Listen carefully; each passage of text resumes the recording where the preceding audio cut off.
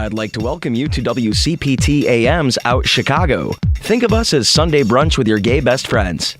Now, please welcome your host, Ellen Miller. And welcome to Out Chicago. Scott's on a well-deserved vacation, and I'm sitting in the host seat today. And with me is my guest co-host. She's a radio news veteran, and she's my co-host in real life as well. The one and only Kathy Voltmer. Hello, Kathy Voltmer. Good morning, sweetie. How are you? I'm good. How are you? I'm doing great. I love being back here. I'm probably Out Chicago's biggest fan. I listen every Sunday. I either watch it on Facebook Live or I listen on the air.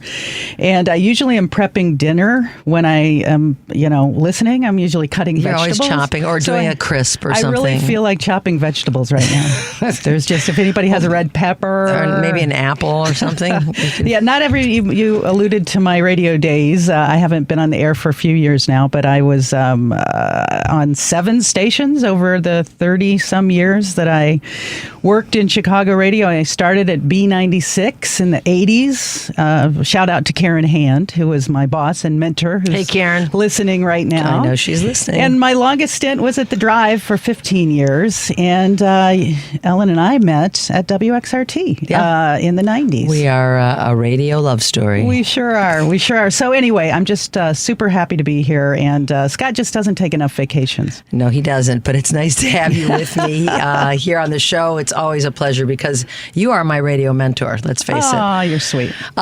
Today we're going to speak to internationally acclaimed singer Davone and impressive young violist Wilfred Farquharson about the Chicago premiere of a concert that tells the story of influential singer, actor, and activist Paul Robeson.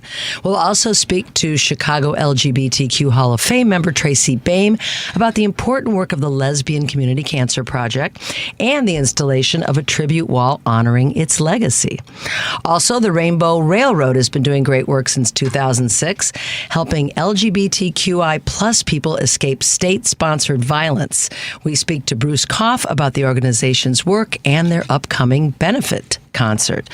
As always, you can find us on Facebook Live, on the WCPT and Out Chicago Facebook pages, WCPT820.com and HeartlandSignal.com. You can call us at 773-763-9278. That's 773-763-9278. If you're a first-time caller, give us a call. Kathy's on with me. She'd love to hear she always hears them from home, so it'd be nice to have her answer some of these callers in person on the show. So again, welcome, Kath. Thanks for being at my side today. Thank you. It's great to be here. We had a very, very busy week. Oh my God, we sure did. We were lucky enough to see some pretty amazing shows. We did go on last Monday night, to the press opening of Inherit the Wind at the Goodman Theater. What a timely play for what's going on in the country at this time. Yeah. It's a dramatization of the Scopes trial, which happened about 100 years ago, where a school teacher was tried for teaching Darwin's theory of evolution in Tennessee, violating what was called the Butler Act in Tennessee, which prohibited the teaching of evolution. Clarence Darrow and William Jennings Bryant were the attorneys. The attorneys that faced off in this trial. And this is a dramatization of that. It's been performed over the years many times, a movie starring Spencer Tracy, many people may have seen. But we saw a production that was, I thought, fantastic. And Harry Lennox, great, wonderful, prolific actor Harry Lennox starred as the, what was it, Henry Drummond, the Clarence Darrow character. Mm-hmm. And I just thought he was terrific, as was Alexander Gemignani, who played the Williams Jennings Bryant character. Wonderful performances. We've been lucky enough to see Harry Lennox not once but twice this year. We saw him in Purpose at Steppenwolf earlier this year, that's going to Broadway. So just being in his presence and watching him do his thing, his craft, is just something to behold. It's highly recommended. This one could, who knows, this could be going to Broadway too. It's just that good. Well, and as we're seeing debates all over the country about what should be taught in public schools, putting the 10 Commandments in the classroom, the questions like, do religious beliefs have a place in education, and how do we talk about the world around us? And banning books. I mean, all of it is as timely as it could be. Though I think Chris Jones, the Tribune critic, thought it was a little bit too easy of a topic. That maybe it should have been a little bit more nuanced, though he loved the performances. Yeah, I kind of understood his point, but of course the audience is, this is versus science versus, creationism, and obviously most of the people in the crowd, you could tell, were a believer in science and evolution. It really takes you back to a time when you hear that a judge would not let, or the attorney that was opposite Clarence Drummond would not allow scientific testimony be brought into the court. Right. And you're just like, you're sitting there going, really? These are facts, Yeah. But things like this are happening today in our classrooms. I know. Anyway, it's super good. We have a lot of other stuff to get to. Yeah. It's through October 20th. At the Goodman Theater. I wouldn't be surprised if it was extended, though I don't know. But anyway, you can go to goodmantheater.org for I think it might even already be extended, but we'll check in on that. We also went on Thursday night, Broadway in Chicago's Harry Potter and the Cursed Child. All right, full disclosure. I've never read a Harry Potter book or seen a Harry Potter movie. We are the worst two people. If Scott was here right now, he'd be whipping me. He's listening right now and thinking, oh my God. How can she admit that? But I'm an honest person. I don't have kids. Not that you have to have kids to read Harry Potter, but I know a lot of my friends took their kids to, they brought them up on Harry Potter books. It was really, the magic, the acting, the production. I really enjoyed it. I was a little lost in the beginning. I didn't know what the heck was going on the whole entire time. But the magic was cool. The performances were good. By the second act, I was understanding what was happening. So I'm like, wait, Harry Potter, isn't he a kid? He was an adult. It was about his kid.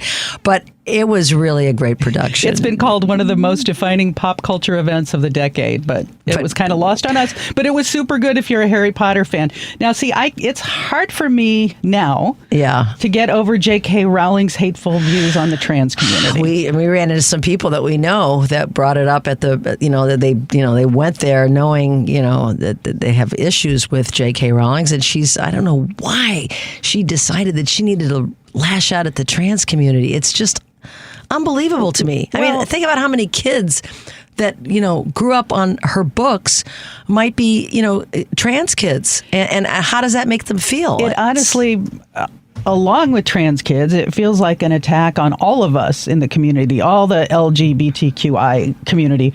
Because so many people in our community, even though I didn't read the books, but I know of the cultural impact. Yeah. They related to the Harry Potter stories. They related to the whole value of individuality that was the through line of those stories, and that people should be their true selves. So it just feels like a pretty big betrayal, which is why I was really curious to read the Harry Potter books and just never got on board. And now I really don't care, honestly. I kind of got the feeling at the end that Scorpius and what's his Albus. name? Albus. Harry Potter's son, Albus, befriends the son of his rival Draco. And you sort of felt like there was a little bit of like there was a little love connection. Are we just is our gaydar just reading into everything? I don't know. And then he told his dad there may be there may never be anyone as important to me as Scorpius. Yeah. And his father said something to the effect of, it's okay, I love you, and whatever. And that really resonated with me as a father and a son, having a conversation about potentially him, being gay. And I'm wondering if that wasn't put in there purposefully because they know about the backlash from Rawlings. Oh, she knows about the backlash. She leans into the backlash. No, but I'm wondering if Goodman put that in there as their way of kind of evening it out and making people know that they're, if you're watching this and you're part of the LGBTQ community, that, you matter. And here we're even incorporating it in the story because they kind of, I thought they kind of went there a little bit. Yeah. I don't know if anybody else saw it, wants to give us their opinion on that. I saw it. I think we saw it because we read, gay and lesbian things into everything. But that's us. That's part of the community. And Scott just checked in because he's listening from his vacation. You should just be on vacation, Scott. You should not be listening. What the heck are you Don't thinking about? distract me. I'm trying to run the show here. He says Larry Yando from... from Scrooge. From Scrooge. He did a great job. Well, and he's in the play, not just because he's Scrooge, but he's in the play, and he did a wonderful job. And Played Scott actually will know something about the Harry Potter series, Yes. so he'll talk about it next week and dish me to filth about the fact that I don't know anything about it. But anyway. It runs through February 1st at the Nederlander Theater. If you want any information, go to BroadwayInChicago.com. The magic is fabulous, and so is the acting. Highly recommend.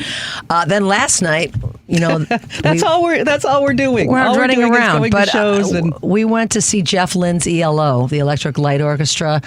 You can't imagine, among others, you cannot imagine how many hits they're just in our subconscious from magic. The 70s and 80s and. It's a living thing. Sorry, I'm being annoying. We don't have the music prepared, so I have to sing it myself. It was a great show. We got a couple of last-minute tickets and got a great seat. Tip. Go to StubHub last minute. Don't tell anybody our secrets. There's always a lot of tickets. We got pretty inexpensive tickets for where these tickets were. I kind of made up a white lie because I was curious how much they were, and I said to the people, everybody was real friendly around us. Everybody's around the same age, old, and I said, a friend gave us these tickets. How much were they? And they said $375 for two. Ours were $59 each. Yeah, with a service fee. Terrible service fees, but anyway. Still, I mean, it was great. It was 90 minutes of just pretty much. There was a few songs in the middle that were deeper cuts, but I still enjoyed them. I know friends that went on Friday night, went back last night, went on StubHub like we did. One friend of ours got a $15 ticket. When you're doing 2 nights at the United Center, there's going to be some extra tickets floating around. Oh, so. Yeah. And we there were empty seats, but our seats were good. And not a ton. The real high 300 level were empty, but this is their farewell show. I never saw Yellow, but this is his last tour, he said, and he put together, I think I counted 13 or 19 musicians on stage. The backup singers were phenomenal.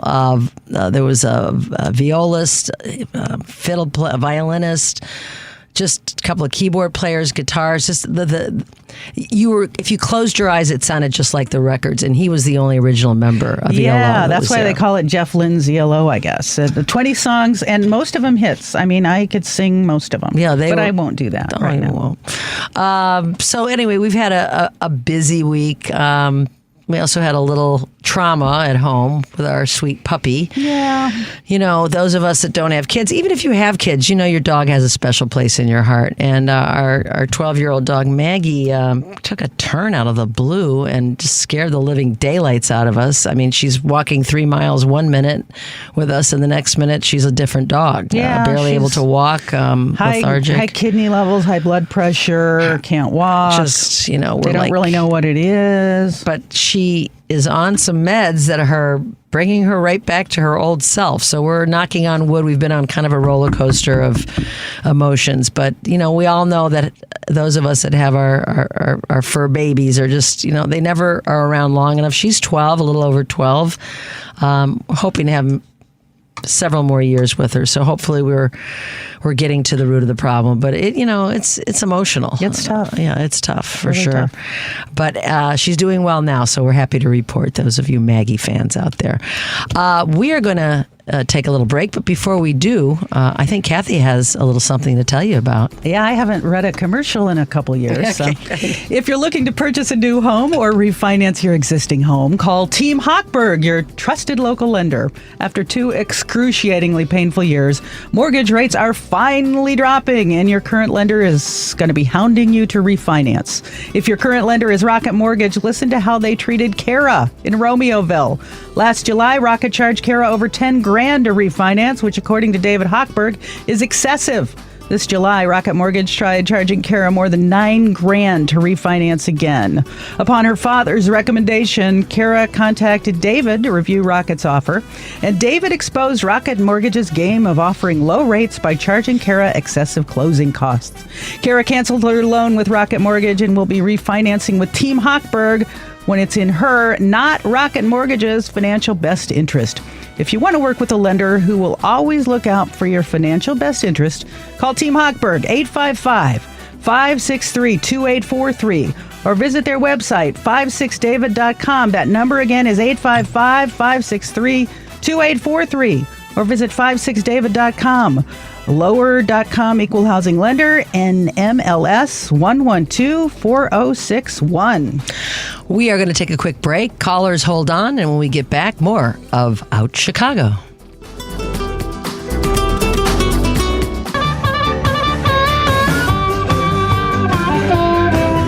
If you want to drain the swamp, you got to follow the money. Things that got so bad that it just ain't funny. Everybody's wondering what to do. Here's an idea, I'm telling you. You got to go cat, get out and vote. You got to go cat, get out and vote. You got to go cat, get out and vote. And we are back on Out Chicago. Ellen Miller here, sitting in for Scott Duff, and with me as my special guest co-host, the one and only Kathy Voltmer. Glad to be here. You know, early voting started this past Thursday in the collar counties already. I can't believe it. Time is racing. Yeah, it is time to get out and vote for sure. Kathy and I had some friends in. We're going to talk about early voting a little bit and what's going on in the election. We had friends in from Sweden. They were actually friends of my parents. My parents had a timeshare from 1985 to 2015. It was a 30-year timeshare. And Kathy and I got to know their friends. Since my parents were older, all their friends were younger. And they were visiting. They were doing what they called their finale, their goodbye tour to America, because if you know who is elected, they are not coming back. And who can blame them? I know. And they live in Sweden. Obviously, they're not far from Russia. They know where who stands on things when it comes to Ukraine and Russia. Did you hear his comments when Zelensky was visiting? I felt so terrible for Zelensky. I felt terrible for him. Oh, yes. My God. But Zelensky will have to deal with him, too, if he's elected. I'm getting a headache just thinking about if that happens. We can't let that happen. We must get out and vote, as the song.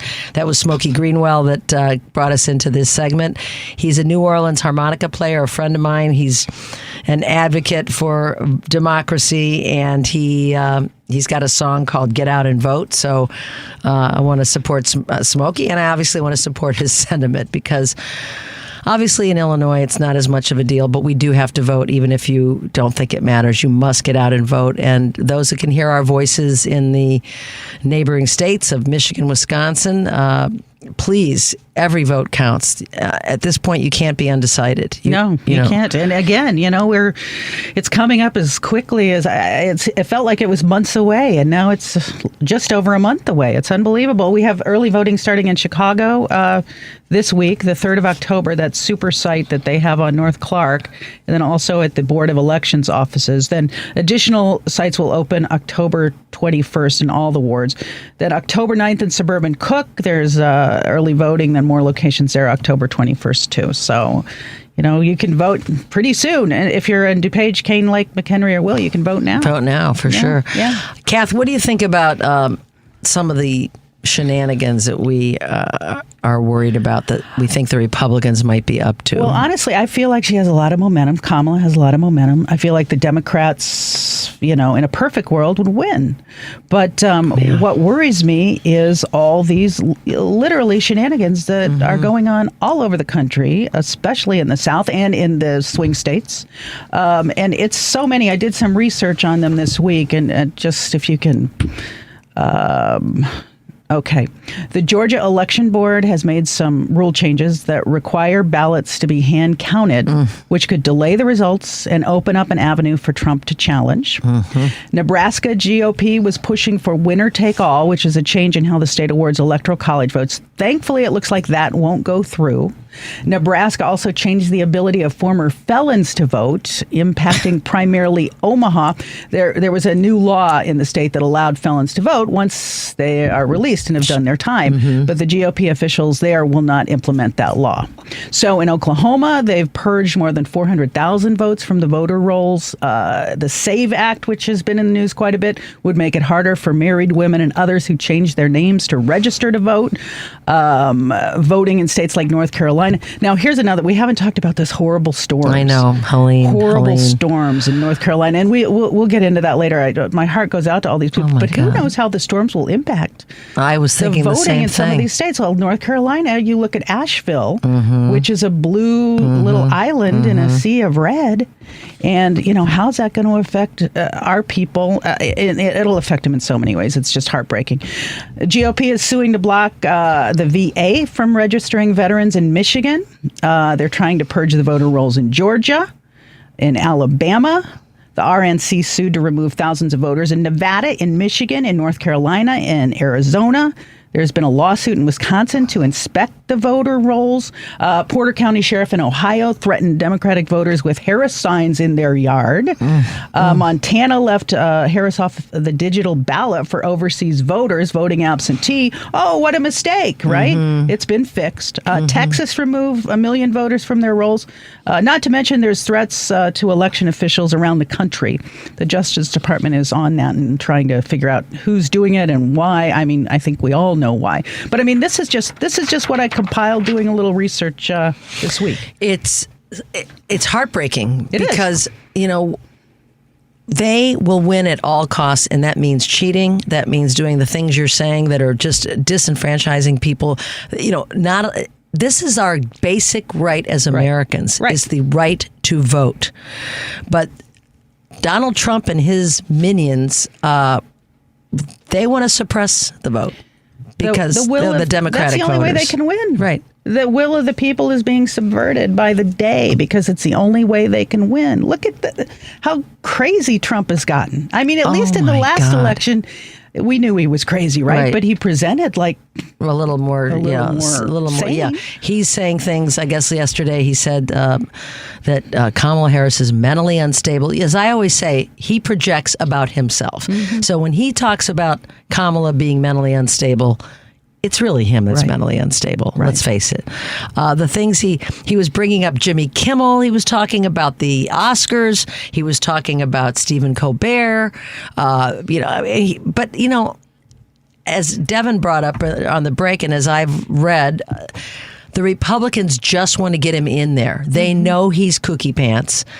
They just want to get him in there, and then they'll boot him in some way and get J.D. Vance and whoever other of their horrible people in to follow through with the Project 2025 playbook that they have. I know. Which brings us to let's talk for a minute about what's happening with this storm. Asheville, North Carolina has long been has long been a very liberal bubble in North Carolina. It's also known as a place where a lot of LGBTQ, particularly lesbians, have been living for years.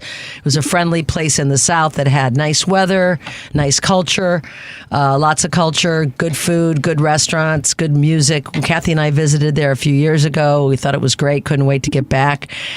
And these southern states, these red states, they are against climate change. This is one of the big, and one of the aspects of Project 2025 is to get rid of the agency that works on hurricanes, to dismantle FEMA. They want to make it privatize it, make it in the states. Can you imagine where these people would be without federal help right now? They would have nothing. Can you imagine, if people don't accept climate change as real? I have a friend in Fort Myers. I texted her. I said, how are you doing? They got beaten up last year horribly. And I said, how can you take this? She said, we want to move, but our property values are no good. She's a Trumper, she and her husband. And don't you want to just say... And I just wanted to say, do you believe in climate change? Do you understand that the guy you supported that was when he was, president, got us out of the Paris Accord? Do you really believe that this is just a coincidence that these storms are happening one after that the waters are warming up? What are people in these states thinking? I don't know. And all of them, want independence, blah, blah, blah.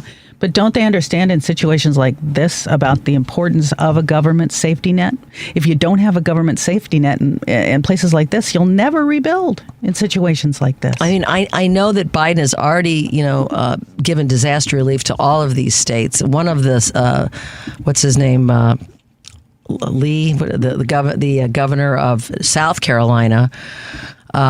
He asked for a day of fasting and prayer, and then eventually he asked for federal help.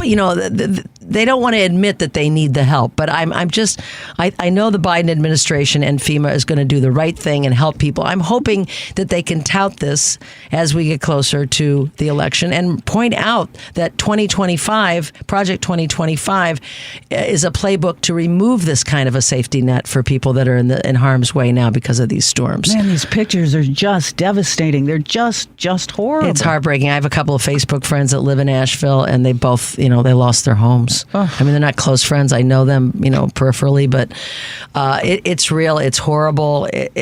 Well, how many people have died? 60-some people have died. Over 60 people have died. 64 people. And the lakes, I read in the Sun-Times this week, the Great Lakes are warming up. Our winters are warmer. The water is warmer than it usually is this time of year. This is all real. And the Democrats are working on this. Kamala Harris administration, climate change will be front and center. In a Trump administration, just like COVID, they just want to ignore it and see if it goes away. Let's change gears just a little bit here. I know we've got Steve on the line. He wanted to get back to what we talked about, I think, with the Inherit the Wind play that we saw at the Goodman. Hey, Steve, welcome down to Chicago. Hi, Steve. Yes, thank you for taking my call. And that's one of the issues that I did want to raise, because I think people need to understand that this isn't something that dates back almost a century, which is what the play depicts. In fact, less than 20 years ago, there was an intelligent design case before the court in Pennsylvania. I mean, literally, what's happened is that these people have now rebranded religion as intelligent design. So it sort of allows you to get a broader umbrella in terms of support, because it allows every religion to now become part of this tent.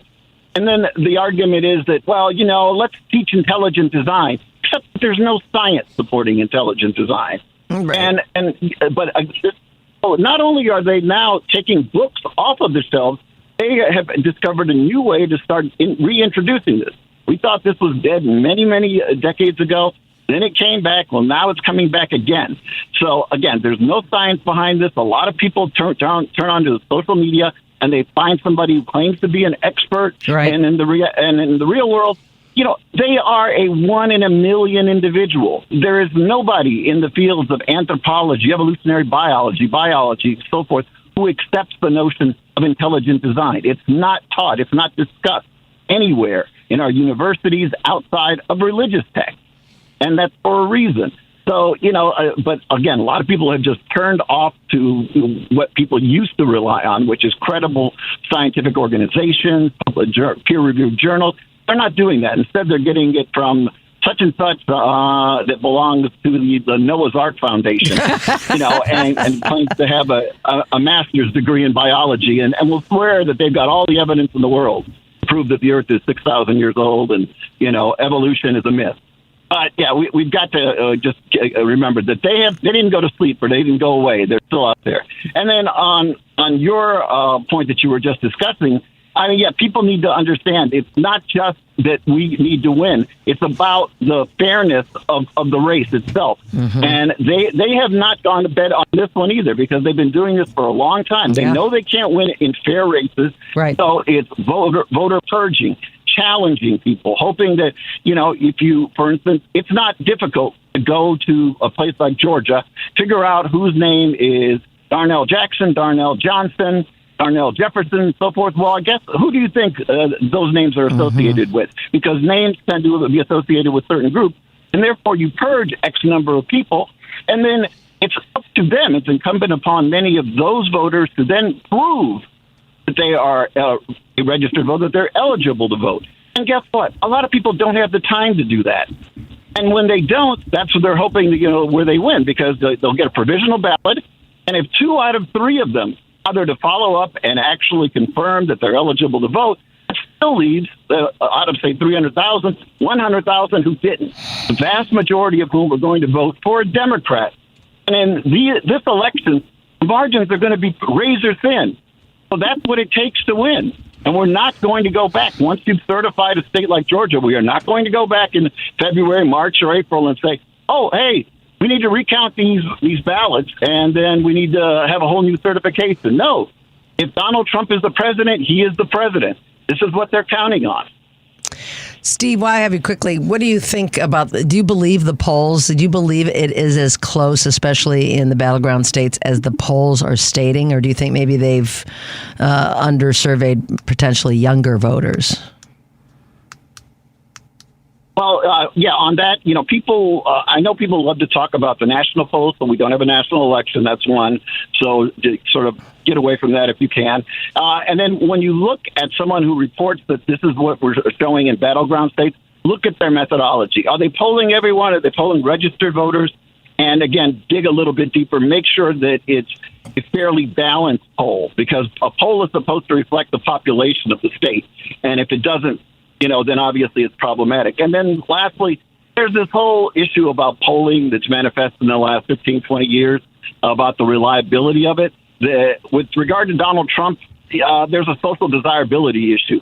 So people were not being honest in 2016 about supporting Donald Trump because they didn't want to be identified as supporting someone such as that. Mm-hmm. But when they walked in the voting booth, they ended up pulling the lever for him. Mm-hmm. Now we're in a sort of different situation, and many have argued, and I'm one of them, that you have a lot of people, especially women in the suburbs, who are surrounded by MAGA territory and Trump signs and so forth on everybody's lawn, but who are not happy with the direction of this. And their husband might end up voting for Trump, but when they go into that voting booth, that's something different. What they do when they get in there is not anything they have to advertise to anyone in order to do it. Amen to that. I think that things may have changed now. I'm hoping, at least. I'm thinking the women and the young people are going to be the ones that really make the difference in this election. Steve, as always, thanks for your call. Have a great rest of your day. And on that note, we are going to take a quick break. When we come back, we're going to have both Davone Tynes and violist Wilfred Farquharson, members of the Chicago revered Black Chamber Music Collective Decomposed, and Grammy nominee Davone. And we're going to talk about this great Paul Robeson show that's going to be happening at the Harris Theater next week. You are listening to Out Chicago, where facts matter.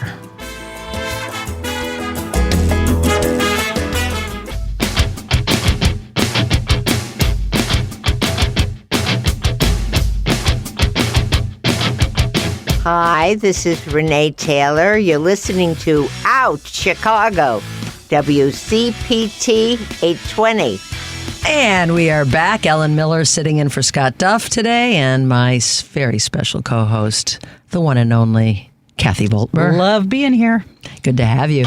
Hey, this Tuesday, October 1st, Chicago's Harris Theater plays host to a one-night-only Chicago premiere of Robeson, a daring concert that tells the story of influential singer, actor, and activist Paul Robeson.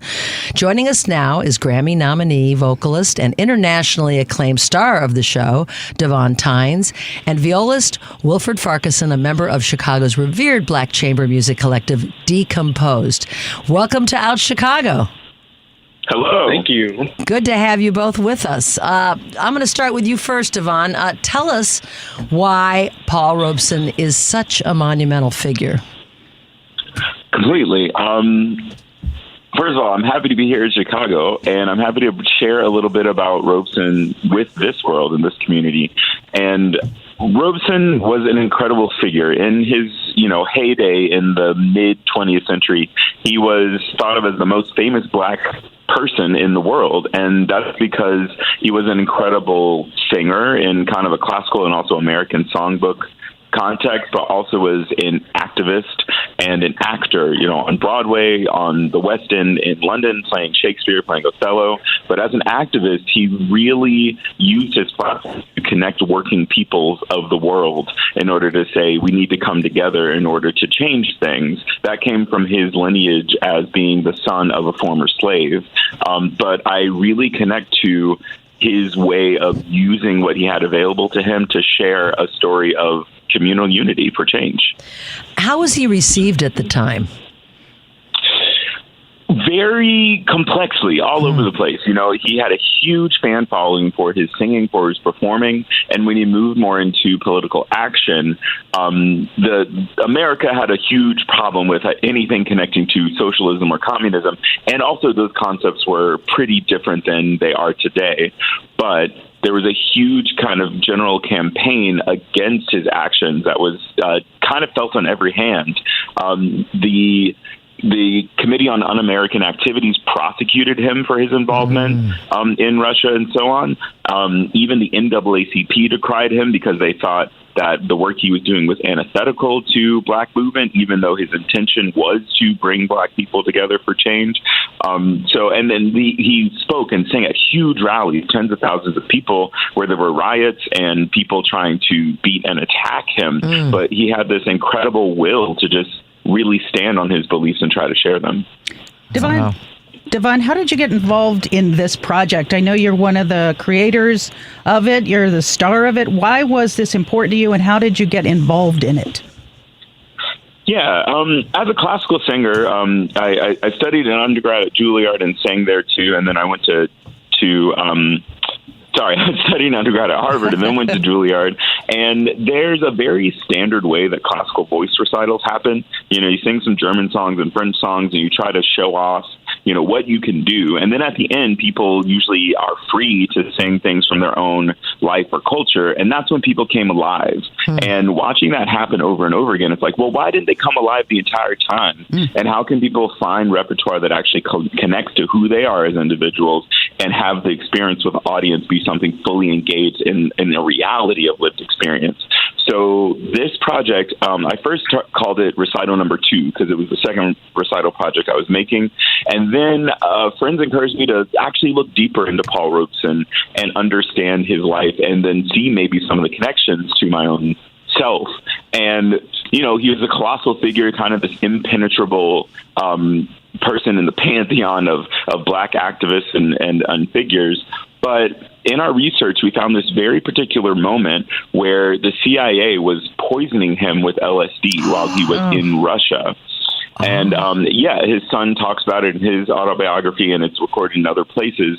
And over the course of about a year and a half, you know, this poisoning incrementally led to a bit of psychosis. And so he attempted suicide on the bathroom floor of his hotel suite. And that seemed to be kind of an entree into, you know, an unlikely entree into this figure as a vulnerable human who was actually, you know, torn down by all this persecution, but then decided to move past it, meaning he, I think, almost fell victim or fell prey to all of these things that were falling against him. And I thought, okay, that's something I could relate to.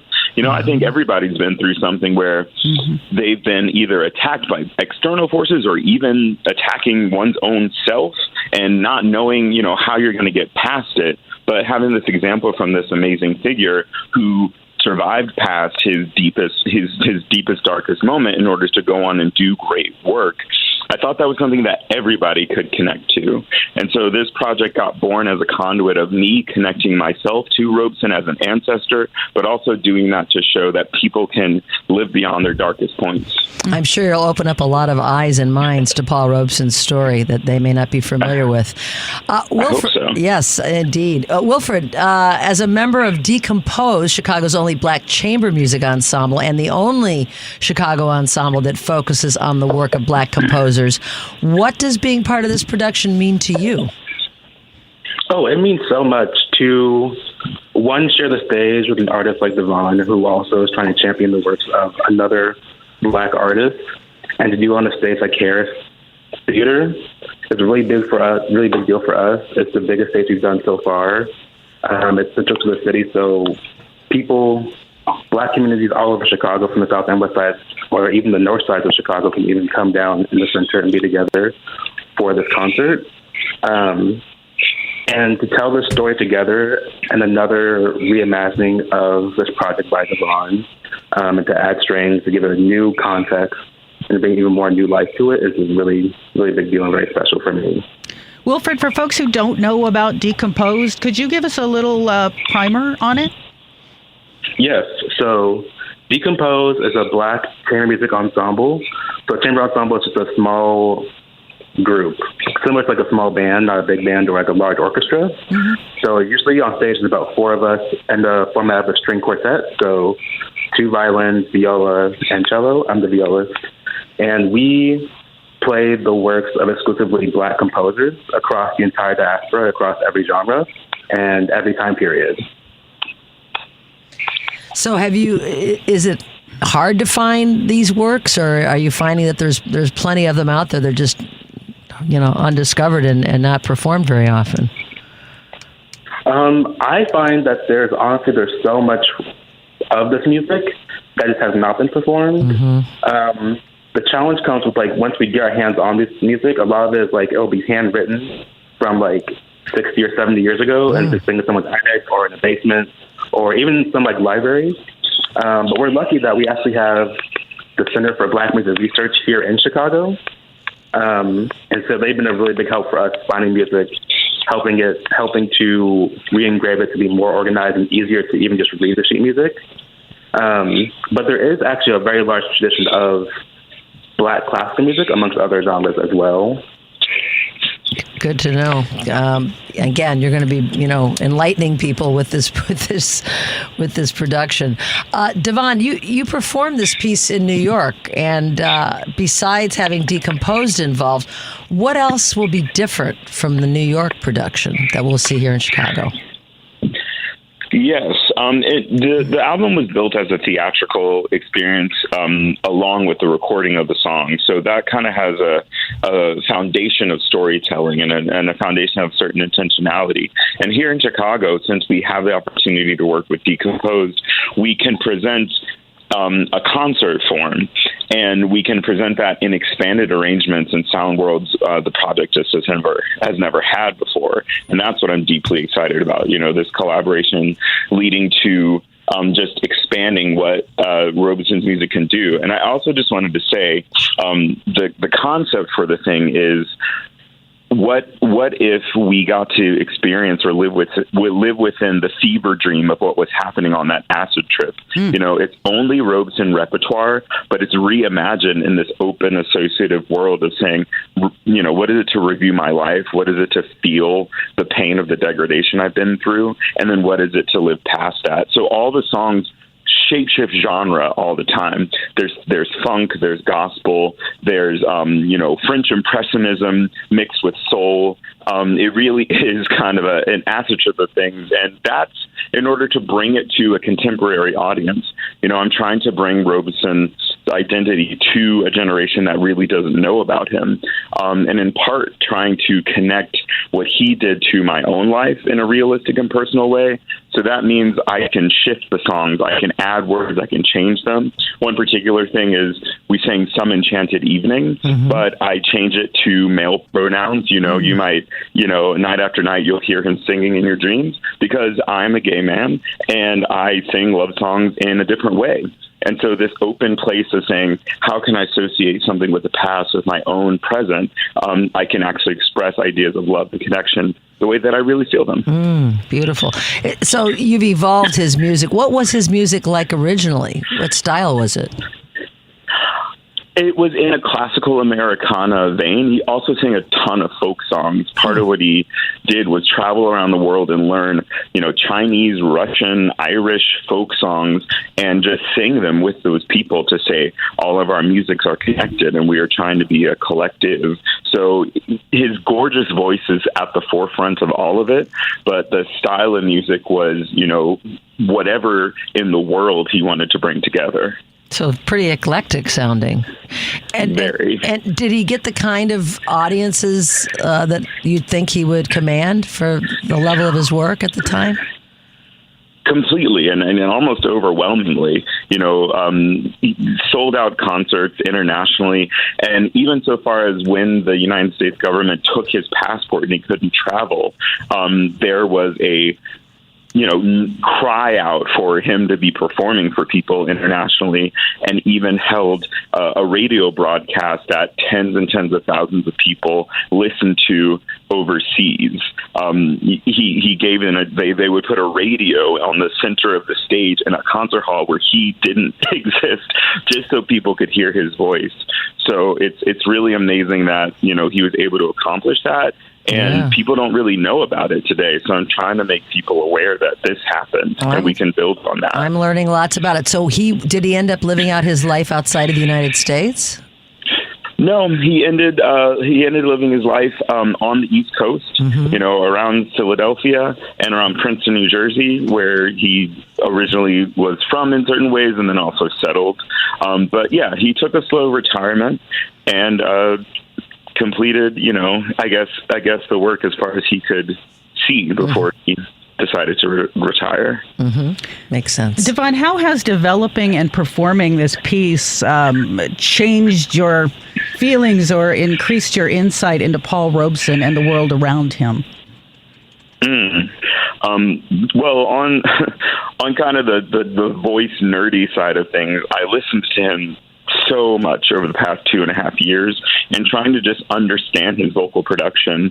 And I really discovered that he has kind of a perfect technique, something that any classical singer would want to have, but he just has it naturally, the most healthy way to produce his voice. And that was, he kind of became my teacher in that way by listening to and just kind of feeling, how can I be grounded in that way and free and open? And then learning that, I was able to bend that really healthy technique in different directions so that I could sing, gospel using that foundation or move into experimental jazz or all kinds of different places.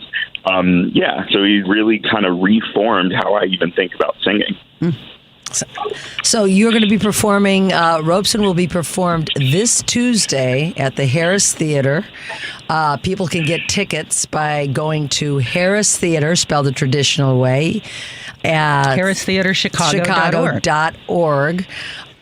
Are you looking to do this beyond this one performance, hopefully?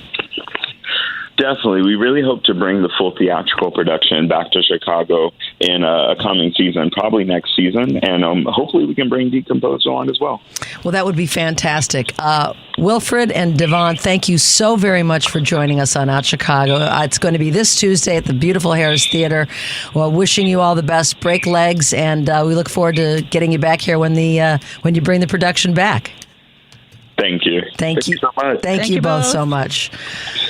So, wow, that sounds like a fantastic show. It sounds fabulous. And I don't think any of us know enough about Paul Robeson. No, we can learn, though, by going to the Harris Theater on Tuesday. We're going to take a noon break for the news. And when we come back, the amazing Tracy Baim will join us. You're listening to Out Chicago, where facts matter. I'd like to welcome you to WCPT AM's Out Chicago. Think of us as Sunday brunch with your gay best friends. Now, please welcome your host, Ellen Miller. And we are back. I am in the host seat today as Scott is on a well-deserved little vacation. Unfortunately, his weather down there in the Nashville area isn't the greatest because of all the havoc being thrown our way by Helene. But hopefully he's managing to have a good time. It's good to get away once in a while. So he and Jerry hopefully are having a great time. They're hunkering down there listening to us. Which they're listening to things. Go do something fun. Do something fun. But with me is my lovely special guest host, the lovely and talented broadcast journalist, and my wife, Kathy Voltmer. I am one of the biggest fans of the show, so I always love being called into service. Well, we love having you. Speaking of loving to have people, since 1990, the Lesbian Community Cancer Project has provided critical support, care, and advocacy for women with cancer and their families.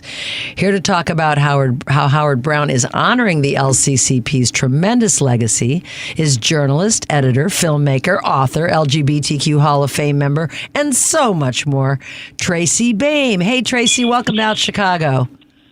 Hi, thanks for having me back. Always great to have you back, Tracy.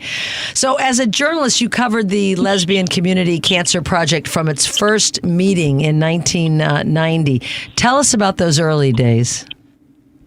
Well, it was interesting because, we're talking about a few years into the HIV/AIDS crisis, and the lesbian community really did step up a lot for the community most impacted by HIV/AIDS. And around 1990, a few lesbians, including Nancy Lanou from the Women's Gym, who had lost her business partner, Nancy Pappas, to cancer, and Nancy herself struggled with cancer, met with people like Corinne Kowecki, Maureen Sweeney, who had been volunteers at Horizons, and decided there was really a need for a standalone organization to deal with cancer.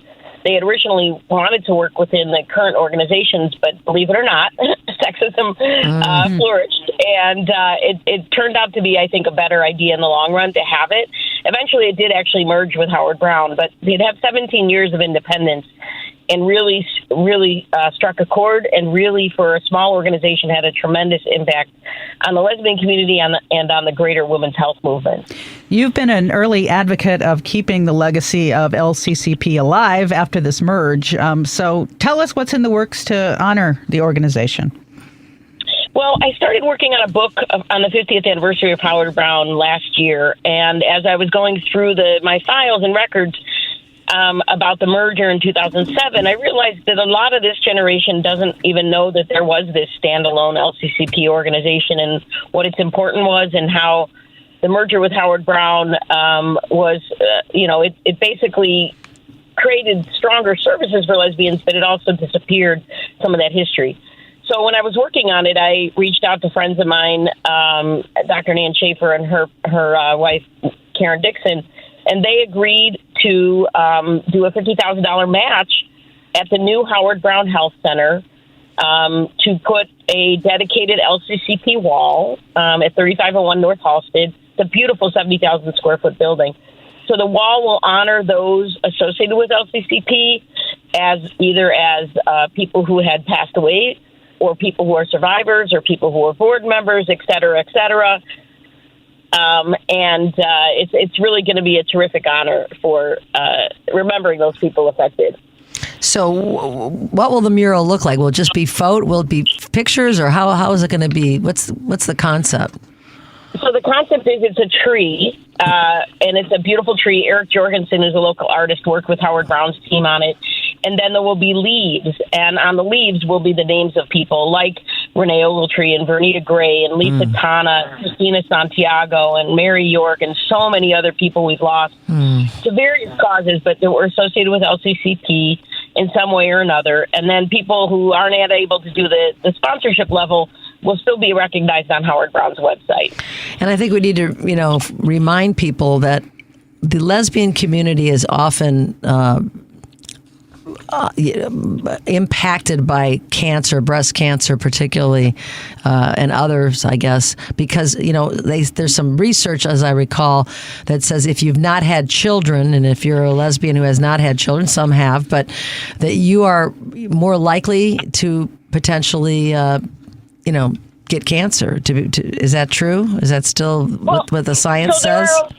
There's a lot of variables here, right? So people who are not often seeing the doctor for various reasons, whether that's homophobia or because they're not having heterosexual sex and at risk for, needing care. Right. So people avoid it for some reasons. There's also some other cofactors in terms of increased substance use or smoking, all sorts of other cofactors. So yes, there's definitely an increased risk. But, the Lesbian Community Cancer Project was educating about breast cancer and other cancers overall. So I think it benefited the women's health movement just to call attention to the need for more research, for more understanding about what these cofactors were. Some were obvious and some were not. And also to train the people who were going to be treating. Lots of homophobia still exists, but certainly in the 90s when LCCP started, lesbians were afraid to be out to their doctors and providers. So if you don't tell them what's going on with you, your chance of getting diagnosed early when it can be helpful is rare. I'd like to think that times have changed and people are feeling more comfortable now being who they are. Not in some states, though. Well, that's true. I'm thinking here in my little bubble in Chicago. Yeah, it is a bubble. It is a bubble because it is pretty terrifying out there. It seems like there's a backlash, certainly based on trans and gender identity issues. Oh, my gosh. There's a huge increase in the suicide risk of young adults now because teenagers and young adults in certain states that were getting treatment are now being forced to basically not have treatment, and therefore really the emotional and physical trauma is real. So, yeah, there's still a need to train the trainers, to train the legislatures to do better by our youth. I love that you want to provide a lasting memorial to the Lesbian Community Cancer Project. Just how can community members and supporters be part of this? So people can go to donate.howardbrown.org, and then it's /LCCP. So there's information on Howard Brown Health's website. We hope to have this up by next spring. So we started donations last week. I really appreciate being able to talk about it today. It's one of my favorite organizations that I ever covered because it was always pretty small, just a handful of staff, sometimes only 2 staff. But what I saw was a really profound impact that 2 to 5 people could really have. And what it gave lesbians in Chicago was a seat at the table. Lesbians certainly had been part of other organizations, but when you have a standalone organization like LCCP or organizations for Amigas Latinas or Affinity for Black Lesbians, what you got was a seat at the table when there were meetings and discussions on policy and change and funding. So it really was an incredible, mighty organization whose impact I still feel is felt today. And have we mentioned where it's going to be located? So 3501 North Halsted is the new 70,000 square foot, beautiful new facility Howard Brown has. It has a full floor of dental. It has 1 clinical floor, and it's going to have a second one soon. And there'll be a wall on the 3rd floor. There's a big purple wall there now where patients will check in, and then the tree and the leaves will be put up there by spring. It sounds like it's going to be beautiful. You know, speaking of impact and giving lesbians a seat at the table, you and I have met in passing at events. Tracy, I'm Ellen's wife, and I'm a longtime broadcaster in Chicago.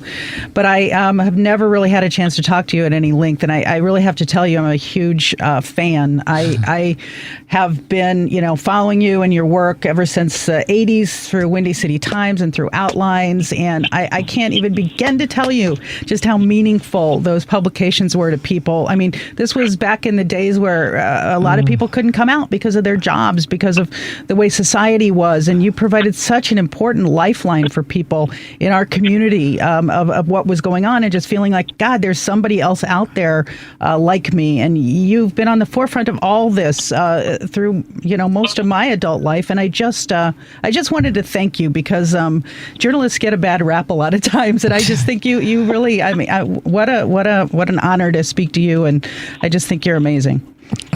Well, thanks so much. It's interesting because so many professions in 1984, when I graduated high school, most professions were not open to gay people. Right. But media was such an important part of our society, still is. But back then, even more important as these transmitters of information. And here I couldn't be openly gay, telling stories about everybody else, right? And so I feel I was really fortunate to even know there was an option for me to work in gay media. I was very scared in college, not knowing if there was a path for me being openly gay, and I knew I didn't want to be closeted, unlike a lot of my peers. So I got very lucky happening, because most of my peers that did go to college then in journalism didn't stay in journalism, and it had nothing to do with being gay. It's a very difficult profession, especially back then, for women and anybody who was different. So if you couldn't figure out a way to make your way, you left. And so I got lucky. I picked this one vein that was going to work for me and stayed with it. And I do feel, that it helped lay the groundwork for next generations of journalists who could be openly gay, who could be out there telling stories regardless of their own identity, right? We were always thought of as biased. I was called an activist journalist just because I was open about who I was. It's like, oh, so you'd prefer me to be closeted and write about these things? Really, it's really been fortunate. I've been, now I look back 40 years, literally, this is my 40th year. I can't even believe I made it 40 years, but also how different it is in journalism, where you have a Rachel Maddow and Don Lemon and Anderson Cooper and all these openly queer broadcasters that really have changed what people think. Now, of course, it's not enough. This backlash is real that's happening in certain states, but I feel as if we have really moved the end zone so much deeper into enemy territory that we are good and strong enough to withstand these current winds. You were in the vanguard. You were a pioneer. You helped lay the foundation for all these people that came after you. So, thank you on behalf of all of us who, have benefited from some of the doors that you kicked open. I remember when I first came out, the first thing I grabbed was Nightlines. I wanted to get out into the community and find out where I could go. And, I came out a little later in life. I was like, 33. But I wanted to be part of the community, and you were that lifeline, because you had the publications, you had the information. And I remember when you were on the corner of Barrie and Southport, where I still live around the corner. You've come a long way since those early days. Was that one of your first locations? Was that where you started? I don't remember. It was one of the first. We had been on Belmont, got robbed of all our equipment. So we moved to Barrie and Southport. It was funny because we got robbed the day after the media announced we were launching Nightlines as a secondary publication. All our computers, all our discs, which is how you did it back then. Right. Everything was taken. So we had to work out of a friend's apartment. Now we're a virtual office, and we're actually virtual as a media company now. And we launched. It's funny you should say Night Spots. We launched ChicagoSocialButterflies.com because I felt like we were missing that events connection for people, to be a one-stop shop for people to find all the different stuff happening across generations and differences. So that's been a phenomenal launch. We launched in February, and it's got 4,500 subscribers already, and it's growing like by a couple hundred people a week. And it's been interesting to get back to doing our core thing, which is connecting people, even if we're not doing print anymore. I miss print a lot, but I knew that was not sustainable for our team. It was dragging us under. So I miss it, but I know there are other ways that we can reach people. We've talked on the show a lot, Tracy, over the years since I've been on Out Chicago, about how lesbian spaces, bars, what have you, have kind of disappeared over the years. Are you seeing any change in that, or what are you seeing out there? Actually, I see that there are now more specifically identified lesbian and lesbian-friendly spaces than there have ever been in our city.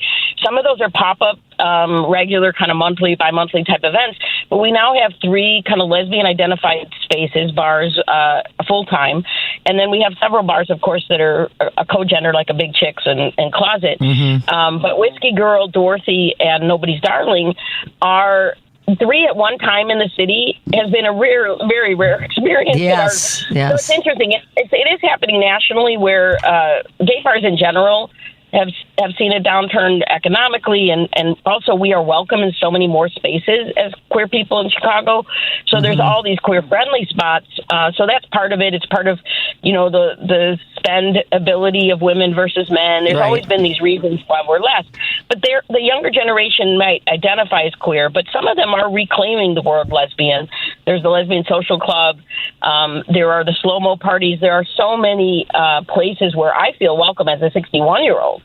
And then other places where I'm like, oh, you guys do your thing at midnight. I'm not a midnight person anymore, but they exist. Those spaces do exist. So I am, in Chicago anyway, I feel like there's this resurgence. Well, that's really good to hear, because, it was kind of a sad state of affairs there for a while. We remember the days of Paris Dance. Oh, I miss Paris Dance. Where we all, that was like my first, I think, women's bar that I hung out. And what a great space it was in so many ways.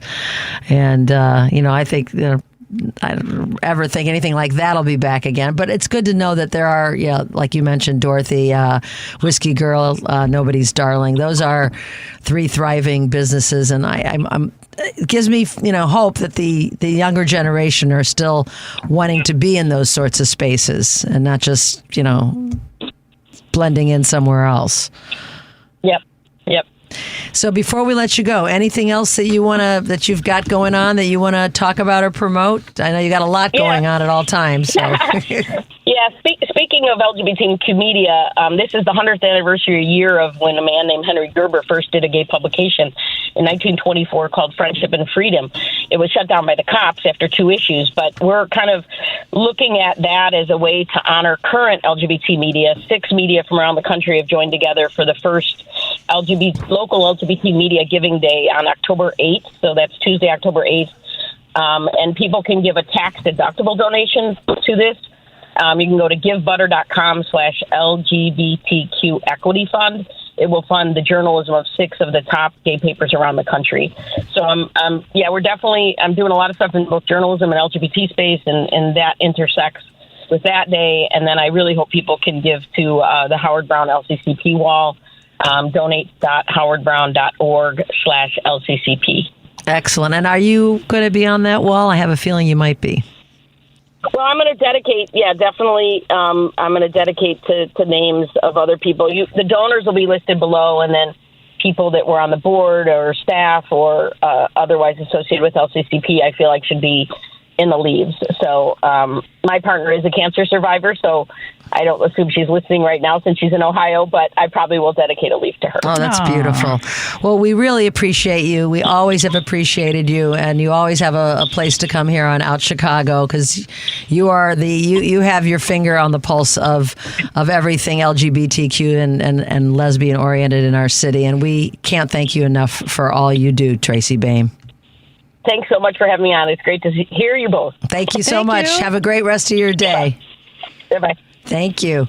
Tracy Baim, everybody. Tracy She's so Baim. awesome. She is the best. We are so lucky to have a Tracy Baim here in Chicago. We are going to take a break, and when we come back, we're going to hear about... We've heard about him before, but we're going to hear about it again because it's such a wonderful organization. Bruce Koff will be joining us to talk about the Rainbow Railroad. You are listening to WCPT's Out Chicago, where only facts matter. Thank you.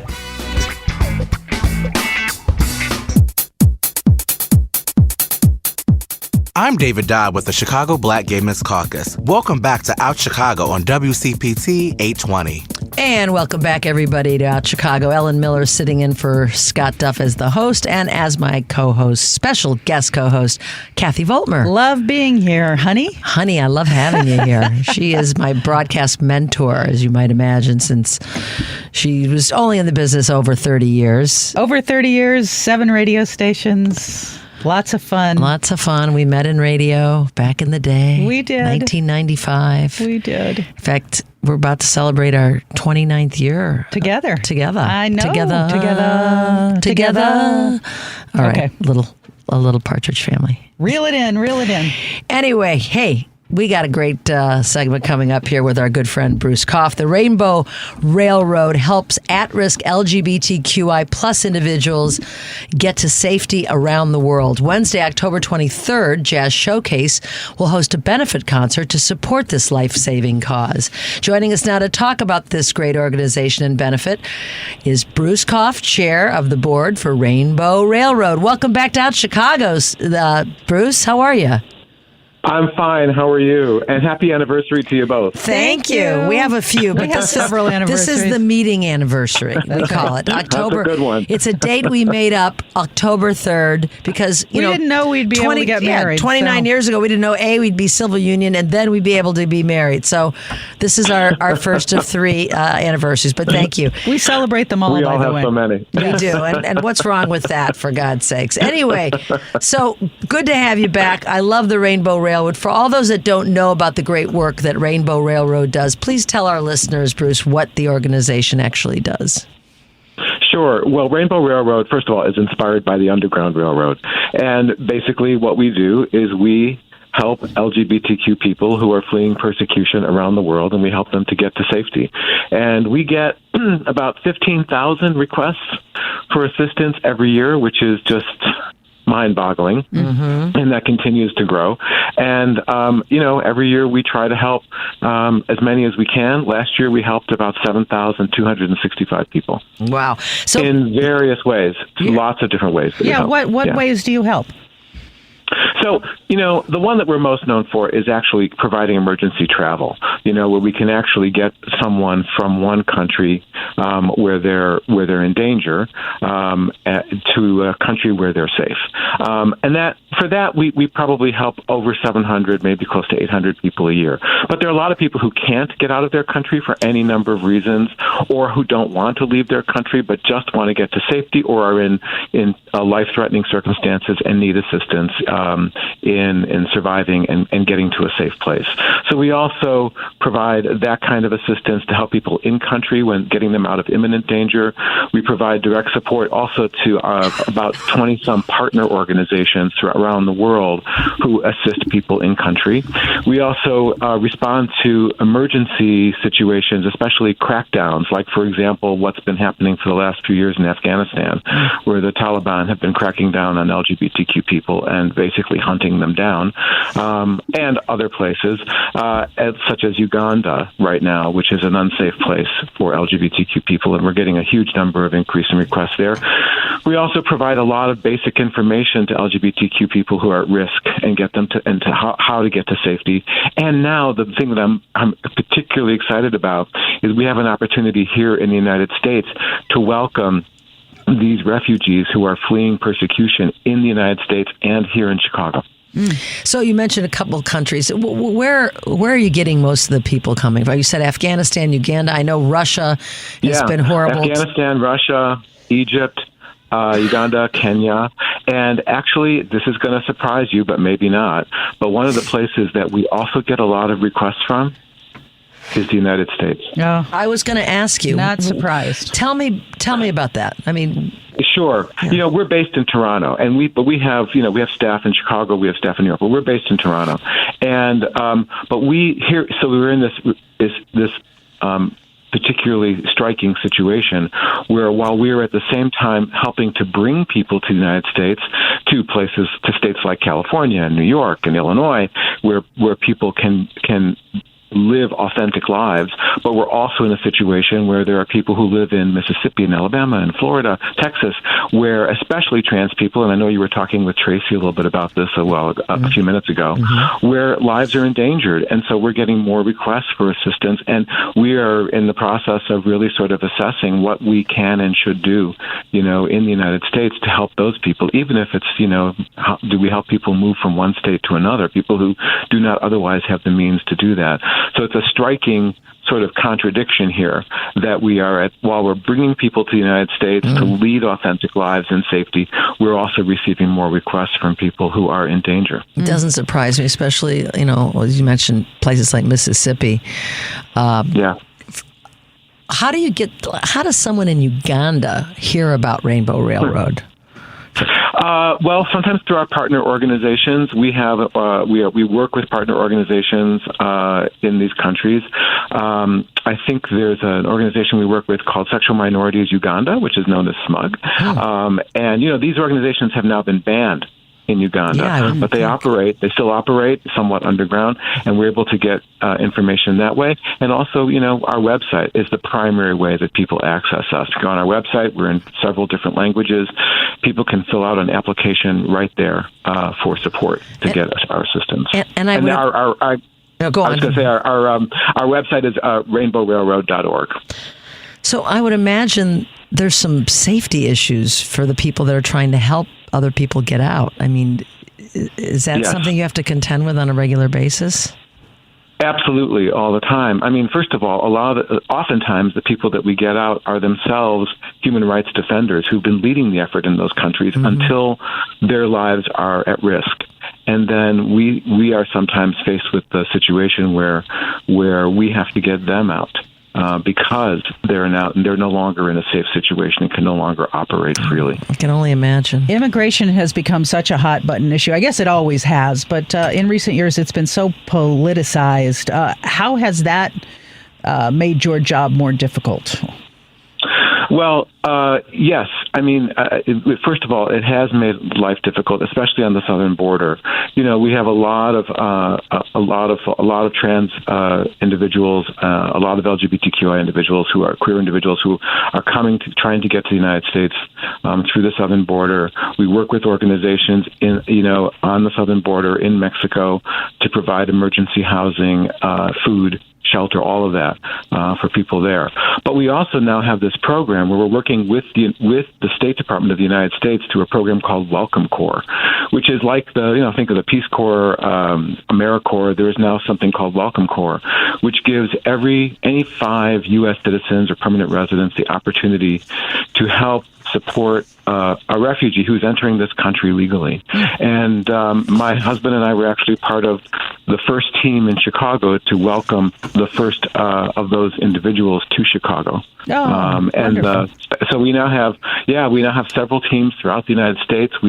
I think we've welcomed now about 21 in the last year, and we've got about I think we have 46 teams ready, to welcome more, and we are seeing that process speed up. So that's a really exciting and new, and thank you, President Biden. That is a new way for us to be able to assist LGBTQ people, what we call a complementary pathway to safety. How can Chicagoans, other Chicagoans, get involved with the Welcome Corps? Oh, very simply. The best thing to do, we have a person here who's named Drew Heckman, who is our Director of Engagement, and he actually is in Chicago. And you can reach him at, let me just look this up here, D. Heckman, Heckman, at rainbowrailroad.org. Just email him directly, and he will connect you. Wonderful. You are such a passionate advocate for Rainbow Railroad. How did your personal journey get you involved? Well, first of all, I've been involved in the in the gay community in Chicago since my volunteering at Horizons back in the 1970s. Yep. Fantastic. And then I was executive director of Horizons from 84 to 1990. So, my involvement in our community goes way back. And then,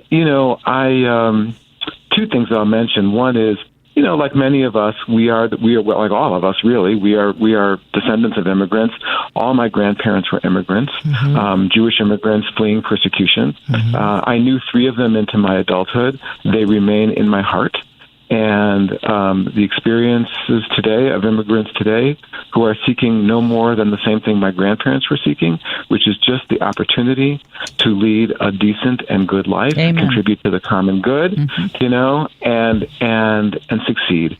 And it's the same story now as it was then, and so it tugs at my heart. Yeah. Speaking of heart, I mean, I'm just heartsick to hear the Republicans vilify these people. They just one broad stroke brush that they're all, criminals, rapists, murderers, and it's just, and people believe it. I mean, I don't know what it's going to take for people, and so many people that believe it, Bruce, like you, like me, my grandparents were immigrants as well. I don't understand that there isn't more compassion and empathy for people immigrating into our country. And we have so much at stake because when these people come here, I can speak about the newcomer that we worked with through Welcome Corps. He is a wonderful 29-year-old young man from El Salvador who is has gone to school in the last year, learned English, is working 2 jobs, one of which is now a social work in the social work profession, where he had some training in El Salvador, and he is already contributing to this country, and all he wants to do is to contribute and to create a good life for himself. And he's just one of so many who can do that. And one other thing I'll mention is that, Trump has already said that he will suspend refugee resettlement if he gets in office. Oh, and deport the largest deportations we've ever seen. It's hateful. Right. It's horrible, and I'm sad that my fellow Americans this is one of the hot button issues that they're all excited about doing. It's just heartbreaking. And that's why I'm here, is because I want people to know that everyone has an opportunity to support this effort right now through our event on October 23rd. That's what we're going to ask about now. When I Am Free. Let's talk about that. On October 23rd, the legendary Jazz Showcase is hosting a benefit concert called When I Am Free. It sounds like an amazing night. Tell us all about it. Sure. Well, for those of you for people who know Dee Alexander, she is in and of itself, an amazing jazz vocal talent in Chicago and around the world, really. I mean, she has an international reputation. And she is going to be performing with the people, with musicians that she calls her A-team, of world-class musicians here in Chicago at the Historic Jazz Showcase. And every year we do this, we try to raise money at the end of the year for our When I Am Free campaign, and our goal is to raise $50,000. And we do it through just absolutely glorious music on this fun evening. And it's, and Dee is one of those people who both has her roots in Chicago and her heart in the work of places like Rainbow Railroad. So it's a really great opportunity to come, have a great time, hear a little bit about what we do, hear from some of the people that we help, and also enjoy the amazing performance of someone like Dee Alexander. Do you know some of the repertoire that she usually does for those that may not be familiar with Dee? She's got, listen, she has been known for, sort of being an amalgam of so many great jazz artists of the past. So she brings all of that to the foreground, and yet puts it like jazz.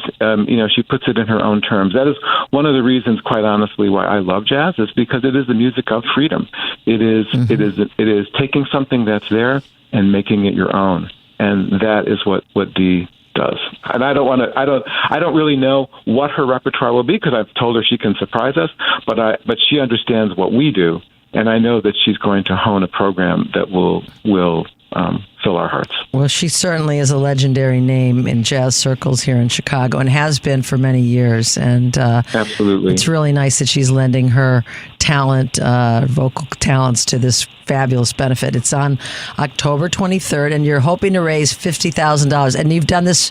You've done it before. We've already raised. I think by now we've done this for the last 5 years.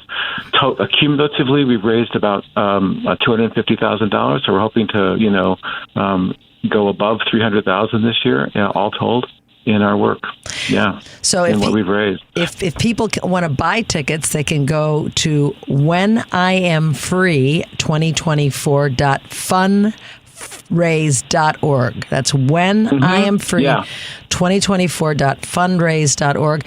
And if they cannot make the event but want to contribute, could they also just go to that website, or they how can else? Just go to that page. They can go to that page and contribute to the fund to help these people to get them to safety. And yes, it's just to emphasize, it's fundraise, fun as in have fun, raising money.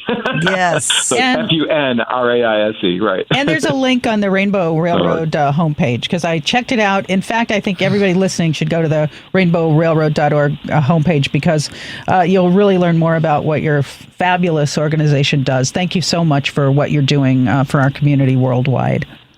It's a privilege and an honor. Thank you. Bruce, always great to have you on with us. You're welcome anytime. We're wishing you lots of success on the 23rd of October at the Jazz Showcase.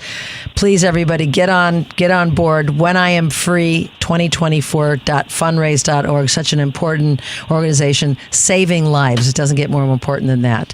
Thanks again, Bruce. I appreciate you. Thank you both. Thank you. Take care. Have a good weekend. Thank Bye-bye. you. We're going to take a quick break, and when we come back, it's the final thrilling, show-stopping moments of Out Chicago. Hey, this is Mark Patton, and I'm from Spring Clean My Nightmare on Elm Street, and you're listening to Out Chicago.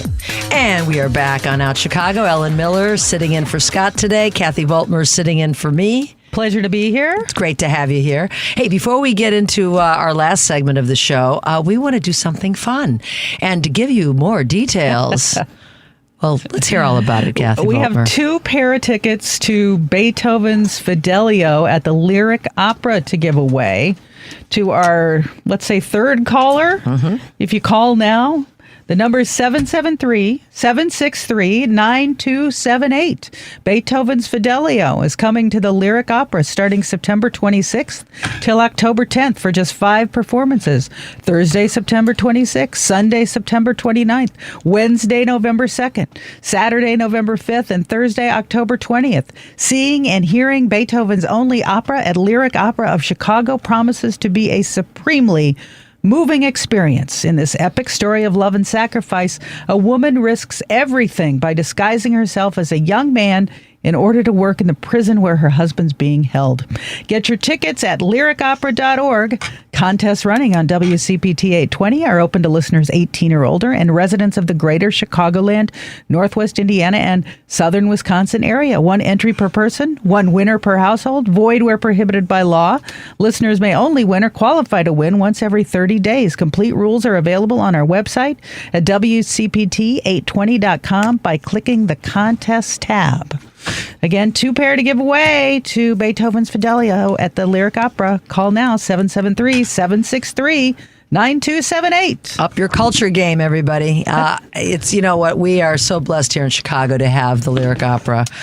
It doesn't get much better than that. I mean, we just decided we're going to go see the opera in a couple of weeks. I forget which one we're going to go see, but it's going to be great. I am so ignorant about opera. I really would like to know more. I know. It can be daunting, I think. And I think that's why some people don't go to see opera, is because, I don't know, they just feel like it's in a different language, it's long. But we're going to go see The Marriage of Figaro opening night. So we haven't been to the opera in a long time. We've gone when they've done West Side Story and Oklahoma. We took my mom more accessible years ago. Yeah, more accessible. But we have all these great opportunities here in Chicago to go out and see and do things. I mean, we went to the Art Institute. Oh yeah, we did go. We saw the Georgia O'Keeffe New York's exhibit before it closed. It made me want to go to New York. I know. We haven't been in New York in a while. I know. And I'm watching her art, and the way she looked at New York from her view on top of the 35th floor, wherever she was living. She and her husband took residency in a high-rise residential building, and just, a lot of what we saw were her views from her window outside looking at New York. And I was just, I don't know about you, I was getting so nostalgic to get back there. I was, and I also enjoyed seeing kind of the development of her artistry, of her work before the Southwestern paintings, which we all know about. Right. I didn't really know about this whole other era and all the parallels between the two. So it was cool. There's so many things to do. We go see a lot of popular music, right, a lot of rock music, a lot of alternative music, folk music, but we don't go to the museum often enough, and we definitely don't go to the opera. And I always say, we got to go more often, because, the problem is when you live in a city where all of this is going on, you always say, I can get to it. Right. You have friends in from out of town, out of country. They want to go, you go with them sometimes. And that's how you get to, that's how we do the architectural boat tour often, is we're showing it to friends because it's one of our favorite things. But, we were at a concert, as we said last night. We saw Jeff Lynne's at ELO, and the opening band was called Rooney, named after the character in Ferris Bueller's Day Off. And they're from LA, but they went on and on about Chicago has the best music scene in the world. Everybody loves Chicago. All the artists who come into town, all the musicians that come into town say they love Chicago. Yeah, you know what? Our city has gotten a bad rap, as we know. There were things that happened all over in big cities in 2020. And our crime, even though still a problem, is down. Things are getting better. Gas prices are going down. When we look around at what's happening in more desirable weather places, shall we say? Yeah. I thank my lucky stars I live in Chicago. Oh, I know. am like, you know what? We have winter. Okay, we can deal with that. Because compared with what's going on in places that are, that people have spent their whole life dreaming about moving to, it's just not a panacea. It's scary. I mean, and we have all this fresh water too, and we have water, even though it's warming up. We do have Lake Michigan, so a lot of good things about Chicago. I just love living in Chicago, and just always feel very proud of my city. And people try to tear it down. But hey, look at the Democratic Convention. I mean, I think we handled it well. So fun. It was fun. The city was just full of excitement and energy, and to host, especially Kamala, being our nominee for the party, was still it's fresh, and it was just a beautiful way to roll out her campaign here. Can you believe there's only 36 days till the election? No. it's blowing my mind. I cannot. It's blowing my mind. I cannot. And speaking of the election, we do have a debate coming up on Tuesday night. What do you think's going to happen? Vice presidential debate? Vice presidential debate. Because she's too chicken to, he's too chicken to debate her again. Oh, yeah. He said he won and he's done. And, he's just so full of it. Vice presidential debate Tuesday night, CBS? Tuesday night on CBS. Of course, I'll be tuned in because this is my favorite kind of stuff to watch. I'm a junkie when it comes to politics. But everybody says the vice presidential debates they don't really make a huge impact. But if he can show J.D. Vance for the weirdo, that he is, and he's just radically weird. He is just horrible. I am sure he will drill down on the eating of the pets in Springfield, Ohio. He's so odd and awkward that I can't imagine that he will do well. Yeah, he referred to him being the wife of his wife the other day. So I think that the confidence of Governor Walz will, and just where he comes from. He comes from a good, honest place. Well, and he's a teacher. Yeah. Teachers can get up and speak extemporaneously in front of a crowd and have done so their entire career. So I think he's going to come through with flying colors. It's just a matter of how odd and awkward the J.D. Vance is going to be. And what they're there to do, obviously, too, is to be surrogates for the presidential candidates. So putting forth, Tim will be putting forth Kamala's policies. I don't know what Vance will put forth because all hate. Yeah, that's all Trump hate and spews. Divisiveness. Fear, and don't miss fear. Oh, fear, of course. Fear, one of the number one ingredients of their campaign. A horrible country that we live in. It's going downhill. Everything was better under him. The amnesia of the Trump years that his supporters have is just mind-boggling to me. CBS announced that there will be no fact-checking by the moderators in this debate because apparently, the fact-checking that the moderators did in the presidential debate ticked off the Trump campaign. So anyway, no fact-checking unless Walz fact-checks J.D. Vance. And that disappoints me because what other role is a free and independent press supposed to play than saying, hey, what has happened to the press? You're lying. Why can't they do that? Why are they intimidated by somebody not wanting to know the facts? I don't know. Facts matter. That's why you're listening to this radio station. Yeah, that is for sure. So no opening statements, 90 minutes of debate time, no studio audience. Every question, the candidate who was asked the question will have 2 minutes to answer, and then the other candidate will have 2 minutes to respond, and then 1 minute for rebuttals. It's going to look a lot like the Trump-Harris debate, except for, obviously 2 other players. So just another weirdo they're inserting. Yeah. Named J.D. Vance. Absolutely. We were talking earlier about all the shenanigans that Republicans are playing with the voting rolls across the country. And I think everybody listening to the show right now should go and check to make sure that they are still on the voting rolls, are still registered, even if they think they are.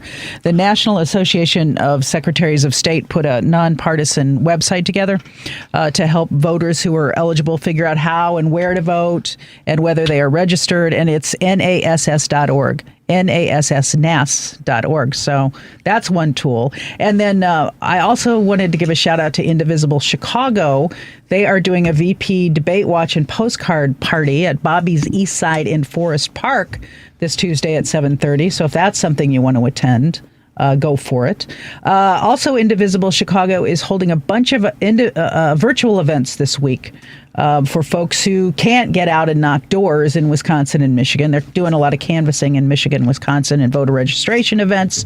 But they're also doing, phone banking, which is a virtual event. Canvassing? No. I'm talking about the virtual events because people are like, I don't want to go out and knock doors. Right. You can send texts, you can do postcards, you can do phone banks, and you can go to indivisiblechicago.com for all the ways that you can help if you're not comfortable knocking on somebody's door. And I think they generally send you to households that are traditionally vote Democratic. They just want to make sure that people continue to vote Democratic.